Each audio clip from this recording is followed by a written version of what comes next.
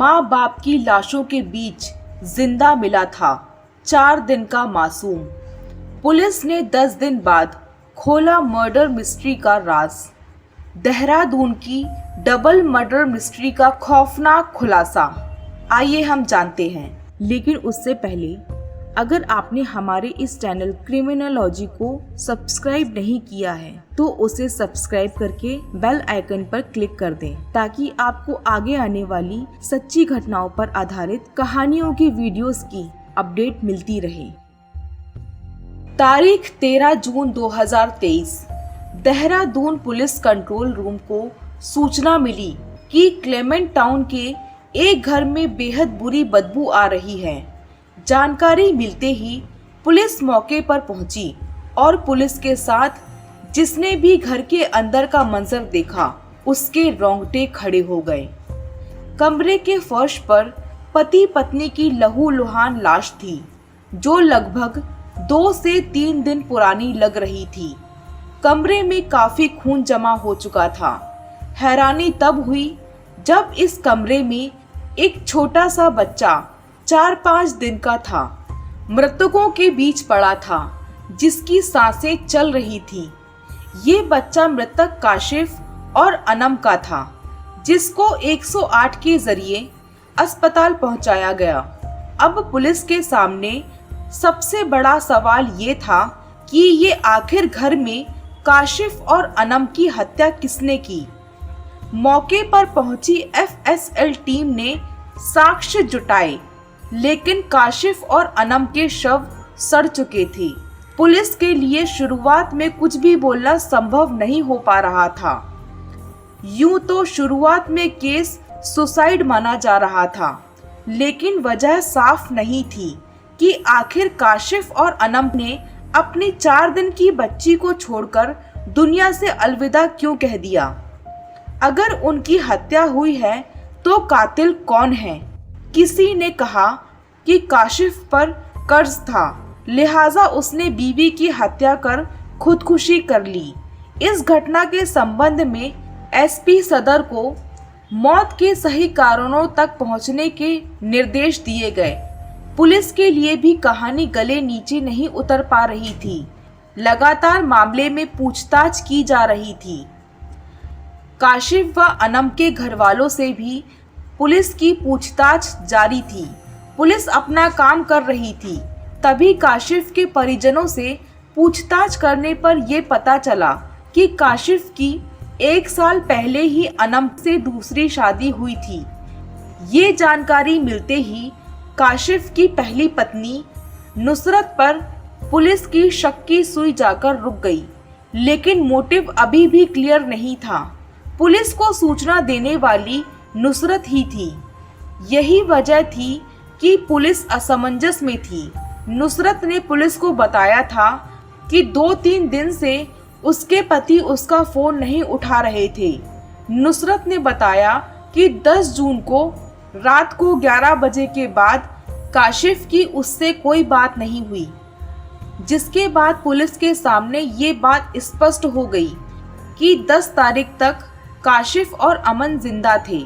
लेकिन उन्होंने ऐसा क्यों किया ये अभी भी पुलिस के गले के नीचे नहीं उतर रहा था। अधिकारी लगातार मामले की अपडेट ले रहे थे। कई सीसीटीवी खंगाले जा रहे थे कि अचानक पुलिस के हाथ एक महत्वपूर्ण सुराग लगा। पुलिस ने जब घटना के सीसीटीवी खंगाले तो पता चला कि 12 तारीख को एक वर्णाकार काशिफ के घर के पास पहुंची थी। संदेह होने पर पुलिस ने गाड़ी का नंबर खंगाला तो पता चला कि ये गाड़ी काशिफ के दोस्त अश्वत की है। अब पुलिस के बुलाने पर अश्वत भी आ गया।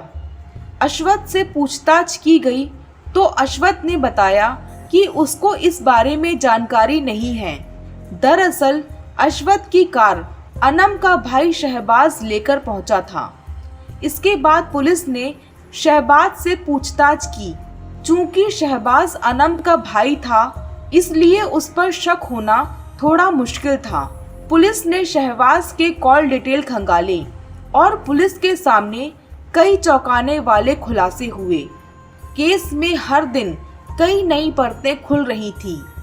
10 तारीख की रात को शहबाज का फोन बंद था, जो कि 11 तारीख को शहबाज ने फिर से ऑन किया, जिसके बाद पुलिस का शक और गहराया।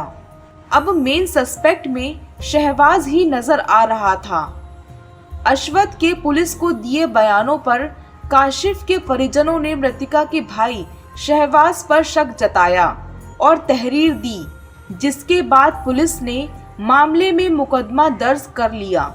जिसके बाद पुलिस ने शहबाज से पूछताछ की।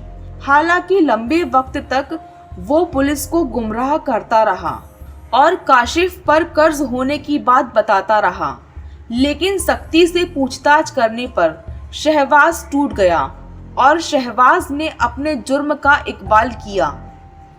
शहबाज ने उस रात के कत्ल की वारदात का पूरा कच्चा चिट्ठा पुलिस के सामने कबूल कर लिया। उसने ये भी कबूल किया कि 12 तारीख की रात को वो कार लेकर शव को ठिकाने लगाने पहुंचा था।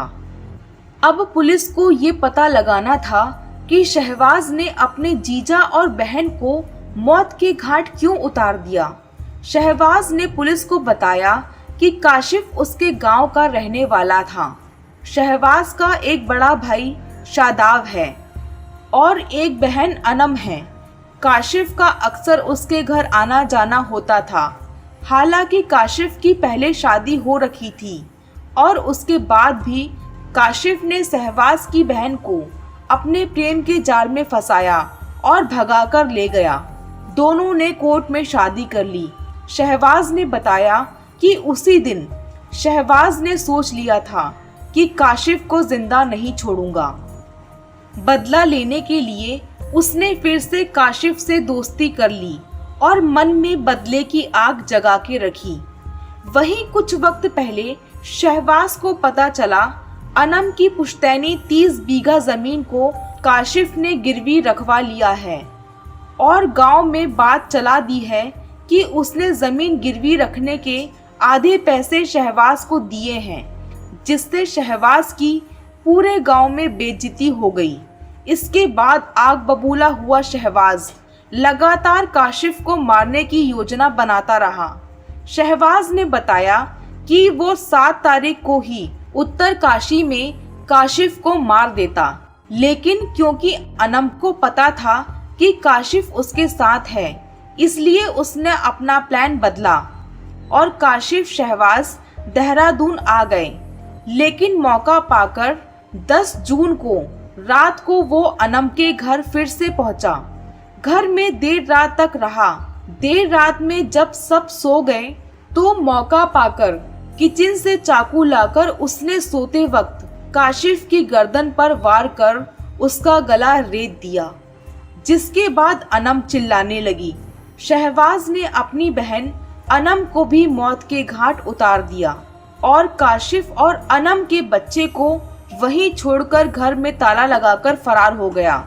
एसएसपी दिलीप सिंह कुंवर ने बताया कि आरोपी ने बहन और उसके पति की हत्या के बाद मासूम को उनके बीच इसलिए छोड़ा कि भूख और बिना देखरेख के बच्चा खुद ही मर जाएगा और शहबाज का बदला पूरा हो जाएगा। लेकिन आज भी मासूम स्वस्थ है और अपने दादा दादी की कस्टडी में है और शहबाज जेल में है।